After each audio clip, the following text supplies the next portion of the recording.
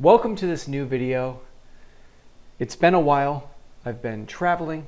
I moved. I've had some life changes, but here I am in a new room of sorts. I have my old chair. My old chair is still here. I have a new lamp. That's a new lamp. Dim bulb, new lamp, and other items are new as well. I can send you a list of those items if you're interested. Email me. But yeah, it's a new space, new studio, and it takes a little while to acclimate, but I'm here and I'm making a video that I think is actually reasonably important. And I invite you to stay till the very end because I try to give you some real tips, some real ideas here to make your paintings hopefully a little bit better, to make your problem solving easier. And I'm going to try to be very specific about this particular issue that I'm going to address today. And what is that issue? I don't even really know how to describe it. It's hard to put into one single sentence, but it essentially comes down to highlights. Highlights. Yes, highlights. Highlights are on most forms that have any kind of shine or gloss to them, and that includes flesh tones, but any number of other materials you might encounter, especially metals. Metals have a lot of highlights, unless they're rough and scuffed up.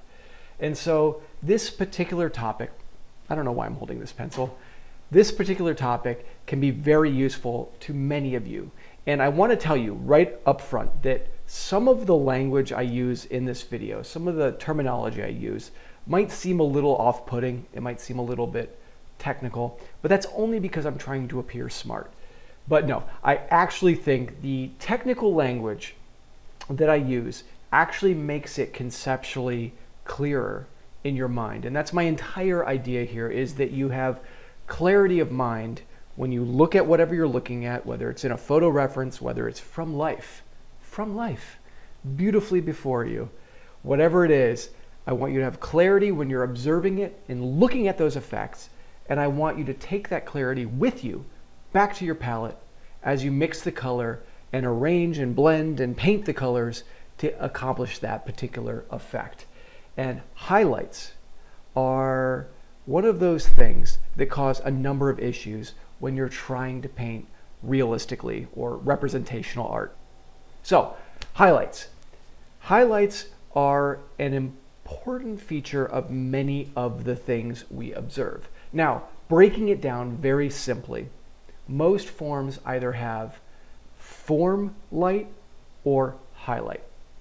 And another way we could describe that, or different terms we could use, would be diffuse reflection, that would be the form light, or specular reflection. Now, very often when you see highlight talked about in other art videos that I've never watched, or art books that I have read some of, they put it in a context, or they define it in sort of a value hierarchy way, meaning it's the lightest lights. So you have high light, the high lights, the lightest lights. That's generally true. There can be exceptions to that, but that's generally true. But what it doesn't do is separate out the difference between the highlight reflection and the form light reflection, the specular reflection and the diffuse reflection. And that's where it really matters, because that's where the difference in color range and other effects really start to come into play. Now, specular reflection, highlight, I'm going to use those synonymously. Specular reflection is essentially a mirror-like reflection. Mirror, like mirror on the wall. Now, the way I begin to think about this is, if you imagine a mirror, or let's imagine a sphere, always a good place for imagining form. Imagine a sphere that's made out of metal, like a highly polished, highly reflective metal, like a silver metal. And imagine the light source striking that metal ball, that silver ball, and imagine looking at that metal ball. Now you would see, very likely, depending on your orientation, but very likely you would see an actual mirror-like reflection of that light source on the surface of that metal ball. So whenever you start, just take a quick mental moment to look at whatever you're painting, your subject matter, whether it's a person, a piece of driftwood, a metal box, whatever you're painting, whatever it is, just take a quick moment and do two things. Number one, Imagine that their surface was 100% shiny or metallic or like a mirror. And as soon as you do that, you can suddenly see all the highlights or these shiny things, these moments that you see, as being literal reflections of the light source on that surface, where the light is glancing off. Angle of incidence equals angle of reflection. I'll get back to that in a moment.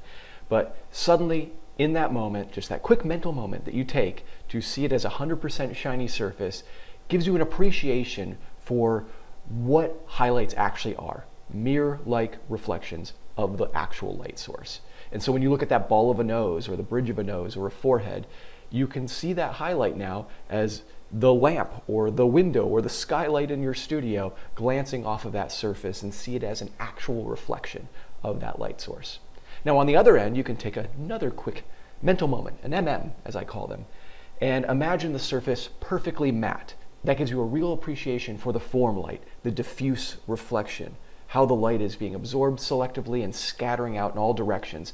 Now this effect would look the same at all angles, meaning if the surface were perfectly matte, the reflection were perfectly diffuse, wherever you stood, the lightmost facing point would be the lightest in value, would be the highest in chroma, and that would fall off around. Now what this does is it gives you a quick separation conceptually between those two things, the highlight and the form light, the specular reflection and the diffuse reflection. It separates those things out in a way that is more meaningful than just value or the optical visual impression of what's happening. Now, what are the issues that can come out of not separating these things out and not seeing them as different light effects in different types of reflection? The first one is actually placement, because these two different effects happen in different locations on the form. It's possible they overlap, but you would have to be in the same location as your light source. So unless you're painting with a miner's hat on with a little light, then it's probably going to be in two different places: your diffuse reflection, that structure, and your highlight. And the issue is that artists very often combine the two together, they conflate them into one value, and it tends not to look very good. It starts to make the form look a little washed out, and that could be because you're losing your chroma too soon, your hues might jump around, and your value might not actually make sense. So you could have gradations that are solid, the form could generally look 3D, but it just doesn't look real. And I see this all the time with artworks that are otherwise well drawn, reasonably well modeled, or very well modeled, very 3D. Even color choices throughout can make sense, but something doesn't quite feel real, and it's oftentimes because these two things aren't separated out, and at the high end of the value range, at the top of the form where the highlight might overlap a part of the diffuse reflection, those two things merge together into one tone, and it looks less natural, it looks less satisfying, it looks bad, it looks bad. So to talk about the different placement of the form light and the highlight, the diffuse reflection and the specular reflection, let's first imagine a sphere or a ball. And imagine this is a perfectly matte, perfectly dull ball. It's a doll ball, an adorable doll ball. And I'll get my pencil and I'll draw a doll ball. My camera's recording, we're good. We can document this. Okay, so let me put my ball drawing skills to test. Look at that, perfect. Like that's just like 100% accurate, height to width. That is a beautiful doll ball. Now, let's imagine this ball is sitting in space and it has a light coming in at this angle, like this. And the form would roll around from that light source, that single light source, and have a shadow on this back side of the ball, of the doll ball. Being a perfectly matte surface, it will have no highlight. So we are seeing its surface in a purely diffuse way. The light is hitting the surface and scattering out in all different directions. And it really doesn't matter where we look at it in the room, it's going to have this basic structure. The light strikes most directly here, this will be the lightest value. If we're talking in terms of color in general, chroma and hue, then that's also going to be the most chromatic part, unless there are translucencies or light passing through a semi-translucent surface. That will be the most chromatic part of the form. Lightest in value, highest in chroma, because more light is striking that area, so we see more of it than anywhere else. And from that point, around this doll ball, we are going to lower in value and we are going to lower in chroma. This is the structure, the conceptual structure of the form light or the diffuse reflection. So if you have a dull nose, a dull ball of the nose, freshly powdered for the evening news, you would have no highlight there, and the light would strike whatever part of that ball of the nose, let's say the top of it right here, that would be the lightest in value and the most chromatic, and then from there the light would fall off around that diffuse, that dull nose towards the shadow edge, if there is a shadow edge in this particular setting. And so that is the basic understanding there. Now, let's give this ball a little bit of shine. That's something I say never. And let's imagine what that would mean conceptually if suddenly there was a certain amount of highlight, a certain amount of gloss on this ball. Think about a mirror, or think about anything that's glossy or shiny. As you move around in space, those highlights move. I'm looking at a highlight right now on my desk, and as I go over here, as I go up and down, that highlight moves. Think about if you have a glare or a shine on your canvas, your painting. You angle it differently until that glare goes away, because your relationship to that surface, where you are in space and how it's angled in relationship to you, changes the placement of that highlight. The diffuse reflection, the form light, that doesn't change, right? That's going to stay like this regardless of how you move around that ball. But the highlight will move. If you were to look at this shiny ball and move around, that highlight would be in different locations. That's a very different effect, and will have big consequences in terms of the colors and the values that we think we observe. Now, geometrically, the way to think about a highlight is that the angle of the light's incidence equals the angle of its reflection. Maybe this is all common sense to you. You already know this, and that's great, wonderful. You have a huge advantage. I know from working with artists that this can kind of be an off-putting topic. It can kind of be something that they don't want to get into because it seems like a lot of terminology, and it doesn't really feel arty, I guess. It doesn't feel very creative, but I promise you it's actually a simple concept. So let me start with the convoluted part. The angle of incidence equals the angle of reflection. Now let me put this in very, very simple terms. Okay, imagine that we had a billiard table. Now I'm drawing a rectangle. Why was it harder to draw a rectangle than it was a sphere? I don't know. Let me move my camera here. Yeah? All right. All right, so we have this rectangle. So this rectangle represents a billiard table. So here we have the different pockets. Okay. Now, imagine the two of us, just randomly, for whatever reason, we're standing at this billiard table. I'll stand right here. This is me. There's my hat. There's my beady eyes, my big, happy grin, and my 5 o'clock shadow. That's me. I'm going to draw you now. You're on this corner. You're not over here. We're friends. You're going to be on the same side as me. This is you, okay? Hold on.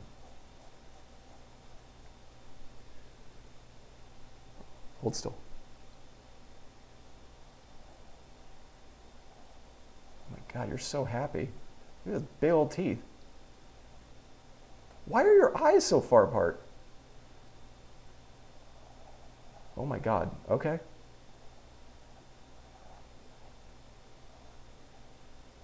Look at those eyes, whoa. That's you, and there's me. Now, let's say you want to hit a ball that is right here on that billiard table off the other side so that it bounces right to me. We all sort of understand this on an intuitive level. That's how simple this concept actually is. The angle of incidence equals the angle of reflection. It's just weird when you put it into painting or highlights, but it's as simple as this. You know, I know you know, look at you, you know. If you hit the ball over here too close to you, it's gonna bounce off like this. Maybe it'll go in this pocket right here, and you'll win the billiard game. If you hit it too far over here, it'll bounce off at an angle that goes past me. You just know this. Now, if you want to hit it to me, you have to hit it at this point right here, halfway between the two of us, because the angle of incidence, this is the angle of incidence, the incident of you hitting the ball, equals the angle of its reflection. And so going halfway between the two of us means that those two angles will equal each other. And so that is where you must strike the billiard ball. Now, let's replace this. This is no longer a billiard table. We just shoved the billiard table away. We called some people in, and they brought in a big old mirror right here. And they set this mirror on the floor, And now I can gaze at you in the mirror and you can gaze at me. It'll be a gaze day. A gaze day. Gaze day with doll balls. And now the question is, where in this mirror? Where in this mirror will I see the reflection of your beautiful face? And where will you see my hat? And the answer is the same as the billiard ball. It will be at the halfway point between us, because your light, you radiate. Your light is going everywhere. Oh my God. Everywhere around the room, right? So we could have mirrors everywhere, and you'd be bouncing off all the mirrors and all the people in the room would see you. But me, here in this location, the light that bounces off of you in this direction would bounce off the mirror right here at that halfway point, and that's where I would see your reflection. If I move towards you, that angle would change, and that's why where I see your reflection, your highlight on the mirror, would change depending on where I am in the room. So we have the light coming in at this angle. It strikes here most directly. That would be where the lightest diffuse reflection or form light would be. And if we were painting a completely matte surface, it would be fine. No confusion, no big deal. Easy to kind of track what's happening on a matte, dull surface. But if we have any amount of highlight, even if it's relatively dim, like on flesh, highlights are not that powerful. They're not actually like mirrors. But we see a highlight, and the question is, where would we see it on the surface? And to know the answer to that question, we have to think about where we are in space. Where is our eye line coming in and hitting this form most directly? Being a sphere, being a perfectly drawn ball, that point that our line of sight strikes most directly would be right in the center. And if you're dealing with different kinds of forms, more organic forms like a cheek or a forehead, just try to imagine what part of that form your eye would make contact with first. Or if you reached your finger out straight into space, like where would you touch? Where would you touch first? And that way you can think about where that point is that's closest to you or lines up with your line of sight. On the sphere, it would be right here in the center, and the light would strike there most directly. Now imagine this light needed to bounce a little billiard ball off of this sphere here so that it would bounce off the surface and come to me, just like you and me at the billiard table a moment ago. Where would it have to bounce that ball? If it bounced the ball off of the light most facing point, the ball would bounce right back towards the light source. If it bounced it too far over here, it would bounce past me in space. You have to really think like a tractor beam. Where are you in relationship to this form? To bounce that ball off of this surface so that it comes to me, it would have to bounce it off at the point halfway between where it strikes most directly and where I'm looking most directly. So that would be right here. It bounces that ball off here, and then that bounces off. Angle of incidence equals angle of reflection, and that is where I would see the highlight. Now, there are certain things that affect this a little bit. You have foreshortening in space where our perceived distance of that is different than this because this is more flush to the picture plane. So there would be a little bit of an offset there, but it's negligible, and I think it's enough, functionally speaking, for you to think about it as being halfway between where the light strikes most directly and where your line of sight is. Why does that matter? Because very often artists will not make that conceptual separation, and they'll either paint the highlight too far up here, or they'll adjust all of their lighter values to here, and then they'll over darken the part of the form around past that highlight, not realizing that that's actually where the light is striking most directly. And so this value back here will be inappropriately too dark, or there might be other color issues that emerge as a result of this. Because the highlight is so brilliant and so bright, it sort of makes the colors around it feel more impressionistic or disparate. So we might look above the highlight and see a color or a hue that registers as sort of yellow. And then we might look off to the right and say, that one looks kind of orange or cool or neutral, and then the one below is suddenly red or green or whatever it is. We often have these more disconnected reactions to color when a highlight is present because it interrupts the visual field and it makes the colors around the highlight seem disconnected. Now, by imagining that highlight away, or if you're working from life, you could move to the right or left and see your form in the round. If you're taking your own photo references, take more photos around your subject so you can see it from different angles. By moving around, by seeing it from different angles, you can remove that location of the highlight, the specular reflection, and see the form, the color, the structure of the diffuse form, the form light, without the interruption of that highlight. And then you can see what probably is a more continuous sort of gradation of hue, chroma, and value. Very often, and it depends of course on the surface, you can have surfaces that have a lot of different color changes, but very often the color, the hue stays far more consistent to where that hue above the highlight and below the highlight on the sides is actually fairly even, fairly united. And the same will be true about the value. Very often that lightmost facing part of the form will be lighter in value than we might treat it in the presence of a highlight. So the first part of kind of offsetting this issue and making it easier to manage is conceptually taking that mental moment and separating them out, not just treating it as a visual field of flat values and copying it with your black mirror or whatever else that sort of reduces it down to pixels. Conceptually thinking about what's happening. And you see how simple it is. I'm an idiot. None of this goes beyond like 10th grade physics at best. We're just talking about the angle of incidence equals angle of reflection and then separating out glossy surfaces and matte surfaces. Yes, I'm saying specular reflection and diffuse reflection, but that's just to bring home the point that there's a technical difference. It's not just a visual hierarchy. But by doing this, watch this video again. Give me more ad revenue.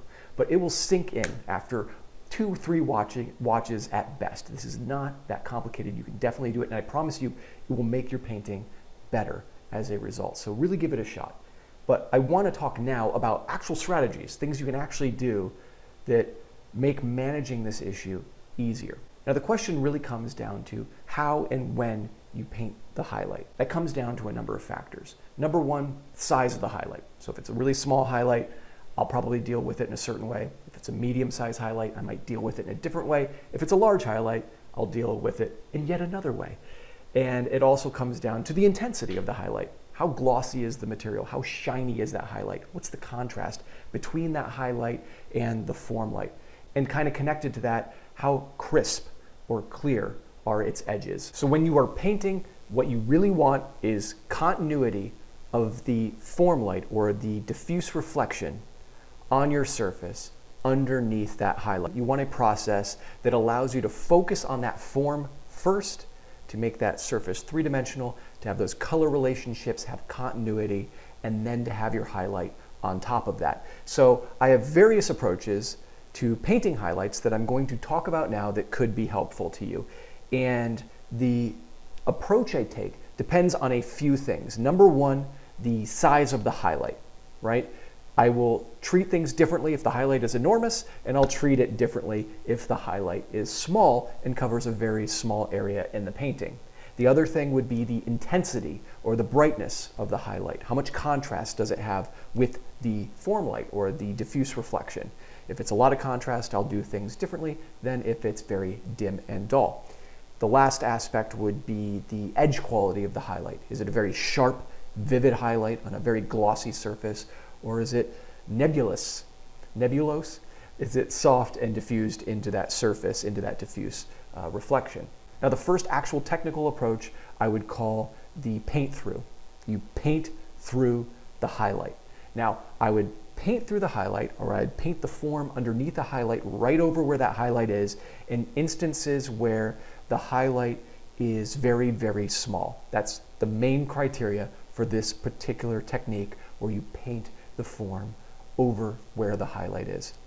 If the highlight were medium size or large, I think it would be a mistake to paint the form through because you would be having to make up a lot of surface that you don't actually see, and you might be making the surface more difficult to work that highlight back in. The ball of the nose is a great example of this. That can be a bright highlight, it can be a little bit sharp, but it's almost always very, very small. So very often I'll paint the form of a nose, I'll paint right through it, paint the form underneath where that highlight is, imagine it. That might be true on other small little forms on the face. If there's a little highlight on the edge of the lower orbicularis oris near the red of the lips, on the eyelids, certainly on the eyelids, if there's a crisp little highlight, you know, on some little plain break on that eyelid, I will typically paint right through it as if it's not there for the first 20, 40 minutes of painting that form, and then try to add it later on. The next approach would be the jump over approach, or jumping over the highlight, painting everything around it. Now this is when the highlight becomes a little bit larger, once we start to have a medium-sized highlight. This is what I run into when I paint foreheads, when I paint upper cheek areas. Sometimes you have a fairly large highlight, particularly on that forehead. And so painting through it or painting as if it's not there, the first option, isn't as viable because it means that I'd have to imagine too much surface area without the highlight. And I want to stay a little bit more attached to what I'm observing.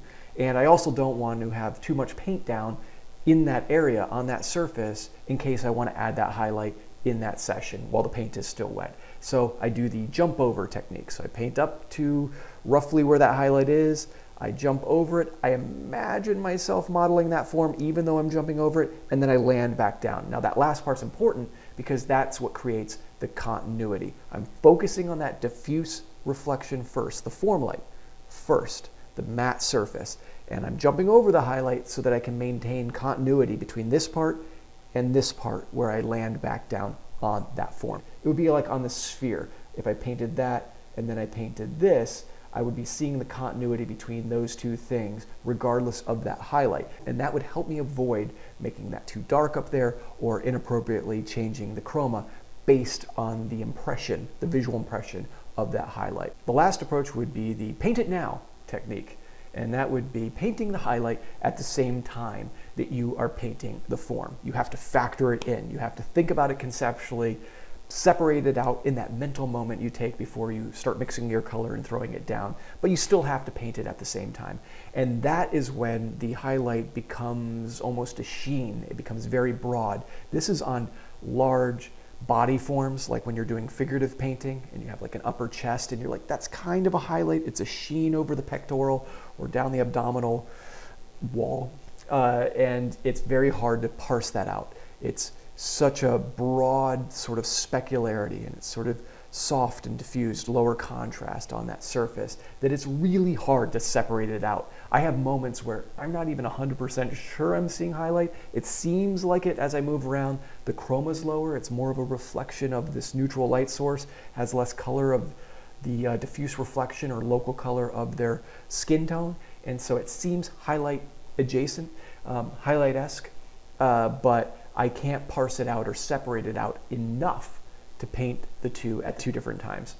And so I have to paint it at the same time. I just try to factor in the effect it has, maybe a little bit more neutral, a little bit brighter. That's the hardest one of the three options, but sometimes you have to do it. Now, when do you actually paint the highlight back in if you've taken those first two options? If you've painted through it or you've jumped over it. I always try to introduce it while the paint is wet, so in that same session. So if I paint through it, I try to add it back in while that paint is still wet so I can finesse the edges. If I jump over it, I certainly begin to work it in while that paint is still wet. Now, if it's relatively low contrast, it's not a very bright highlight, the surface is like flesh, let's say it's not highly reflective, then you usually can accomplish the effect while the paint is still wet, and you can manipulate it and control the edges and the contrast enough to get what you need wet into wet or in that same session. However, if you're dealing with a highly reflective surface, or let's say somebody who's very shiny, they're really sweaty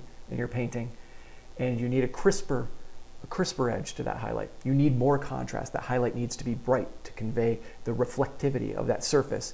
Then you can set it up while the paint's wet. You can go in there and paint that outer band and soften that into your form and increase the intensity of that highlight, but you might hit a material wall. Your materials, the wetness of the paint, might prohibit you from getting as bright as you need. So you might have to let that dry and then do another layer on that highlight for the correct edge qualities, which, by the way, you want to sort of treat as the outer band of the highlight. Regardless of its exact quality, there's going to be a perimeter that might have a little bit more softness, might have a little bit more dither into that form that you've painted at the beginning of the session. And painting it in, planning on painting it in while that paint is still wet, gives you an opportunity to play with those particular edges and then slowly work into the epicenter of that highlight. Now, tonally speaking, it all depends on the color of your light source. Remember, it's a mirror-like reflection of the light source. Materials like metal will behave a little bit differently. That's a topic again for another video. but most generally diffuse forms, irregular surfaces like flesh, wood, most things we paint, will reflect the light source, the highlight, in a very normal way. And so the color property of that highlight begins to take on the property of the light source. In most every instance, with some exceptions, I paint under a generally white neutral light source. Certainly more white and neutral than the local color of the material that I'm painting, which means the highlight gets more neutral or more white, and it gets brighter in value because of its intensity and how much light is being reflected off. And so conveniently, mixing white into your paint gets that job done. It raises the value and it neutralizes or moves more towards a reflection of that white neutral light source. I use titanium white because I like the opacity. Some people are snobs and they only use lead white. No, it's fine. You'll die younger because it's lead, and titanium white is perfectly healthy. It's not, don't eat it.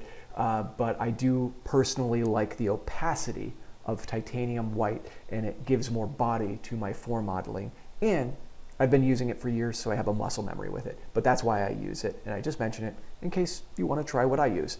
But mixing that white into your paint really takes you in the direction of that highlight, which kind of makes it easy. You know, a lot of other things like darkening your values, a lot can go wrong, and there can be shifts in your hue and chroma that are not proportional to your value, and so you have to adjust more.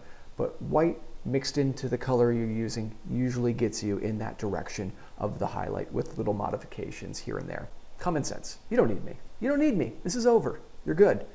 But before you go, make sure you hit that like button if you liked it, and subscribe to this channel. And if you want to support me and these videos, you can go to my Patreon. That's patreon.com/ScottWaddell. And there are 10 gajillion tutorials there. So this doesn't have to end for you right now. You can go there and get all you want and support me in this channel. If you don't like subscriptions, go to my website, scottwaddellfineart.com. You can download tutorials and not be billed continuously. You'll have them, you'll keep them, they're yours. You can download them there. And if you're so inclined, you can study with me online. Just go to my online classes on my website. That's scottwaddellfineart.com again. And go to that tab and you can learn all about the endless annoyance of working directly one-on-one with me.